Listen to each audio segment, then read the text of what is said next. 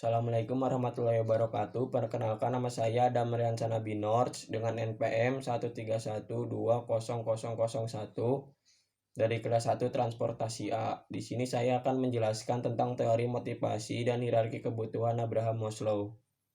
Menurut Abraham Maslow, perilaku manusia sangat dipengaruhi oleh motivasi. Hal ini menyebabkan Maslow menganjurkan sebuah teori motivasi dengan tujuan untuk mengarahkan perilaku manusia agar bisa diarahkan untuk mencapai tujuan.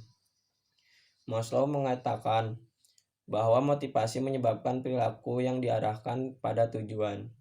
Melalui motivasi, manusia bisa diarahkan untuk kebutuhan tertentu. Bagi seorang pimpinan organisasi, perlu mengetahui kebutuhan bawahannya. Teori Maslow ini terdiri dari tingkatan kebutuhan manusia sesuai dengan skala prioritas. Menurut Maslow, jika kebutuhan dasar terpenuhi, maka seseorang dengan sendirinya akan berusaha untuk memenuhi kebutuhan berikutnya.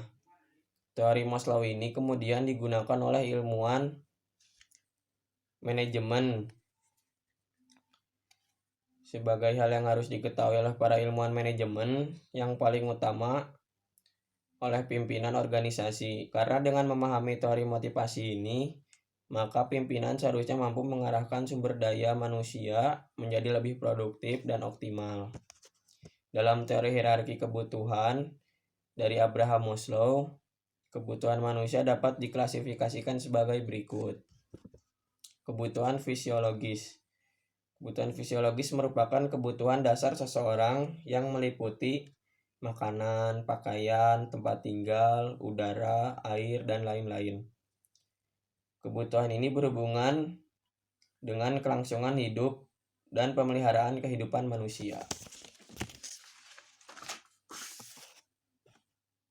Kebutuhan keselamatan. Kebutuhan ini juga penting bagi manusia. Semua orang menginginkan keamanan kerja, perlindungan terhadap bahaya, keamanan properti, dan lainnya. Biasanya kebutuhan ini akan muncul setelah kebutuhan fisiologi terpenuhi. Kebutuhan sosial. Kebutuhan ini muncul dari masyarakat. Manusia merupakan makhluk sosial, sehingga butuh untuk berinteraksi dengan manusia lain. Kebutuhan ini menjadi penting karena manusia pada hakikatnya tidak bisa hidup sendiri. Misalnya, cinta, kasih sayang, rasa memiliki, persahabatan, percakapan, dan lainnya. Kebutuhan penghargaan. Kebutuhan ini berhubungan dengan keinginan untuk menghargai diri sendiri. Pengakuan dan rasa hormat dari orang lain. Sebagaimana manusia memiliki manusia sebagai makhluk sosial, maka seseorang akan merasa bahwa dirinya ingin dihargai oleh orang lain. Kebutuhan aktualisasi diri.